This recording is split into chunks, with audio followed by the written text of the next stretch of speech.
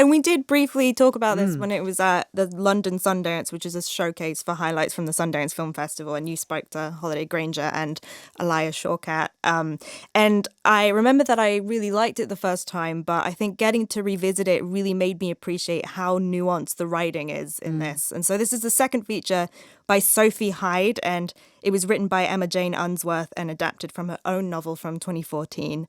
And I think I almost got tricked in by how familiar the premise is, because it's about two party girls who have crashed into their 30s and realize that they're starting to grow apart. And Holliday Grainger's character, Laura, meets Fra Feed's Jim and thinks about settling down.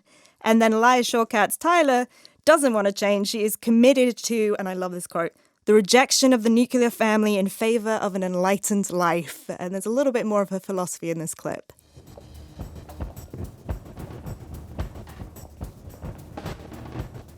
Can I help you, ladies? I need some kind of wedding dress. Would you like some fizz while you're looking? It's complimentary. Yes. I just don't get this virginal bride stuff. It's very problematic. That and the idea of your father giving you away, as if you were a human baton being passed from one tyrant to the next. It's gross. That is why my dad is not going to give me away.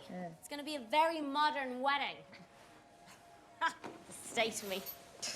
The state of this whole... I'm gonna let you in on a little secret, my friend. There is no such thing as a modern wedding.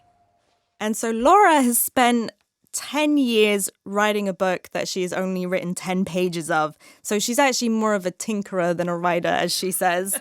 And when her sister suddenly announces that she's pregnant, she takes stock of her own life and decides to really focus on the book, get into this monogamous relationship with Jim.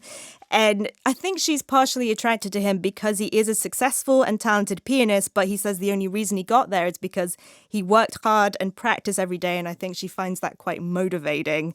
And a quick side note, the book was set in Manchester, but this film is set in Dublin, which I really enjoyed that choice because it's such a literary city.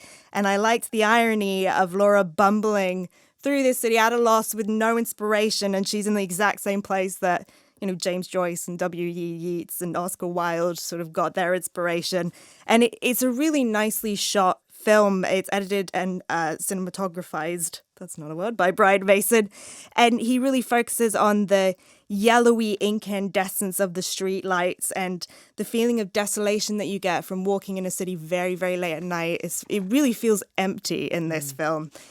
And so Tyler really sees this shift in Laura's life as a threat to their friendship, and she's just baffled as to why her friend would want to be participating in the exact same system that they've been railing against for years. And I think Tyler sees herself more living as art than creating art, and she really speaks in snippets of poetry. For example, instead of just saying that their periods have synced up, she says, "The moon has married us both," which I thought was wonderful. Yeah. And I think Tyler could easily have been a bit of a joke character, but Elia Shawkat has so much conviction in the way that she delivers lines. There's almost a mystical quality to her, and I think that really sells the whole persona, which I should also say that Holliday Grainger is incredible in this movie. I mean, her character is meant to be having this massive crisis, but she doesn't scream or cry or throw things around on the surface. She seems like she's holding it together, but there are these little moments where she looks a bit twitchy or anxious, or there's a wild look in her eye. And I think as well what's really important about Animals is the way it represents a codependent, toxic friendship that doesn't blame either side. It's really that these two women have fooled themselves into thinking that they needed each other before discovering that they're really from two different worlds. And I think the crucial line in this film is when Tyler says she reminds Laura of the first words that she ever spoke to her, which were, "You look like a girl who's looking for something." And I think Laura thinks that she's found something in Tyler because Tyler's so self-assured, and then Tyler sort of latched onto her because she's found someone who agrees with her worldview. And it's such a generous and really patient way to treat these two characters.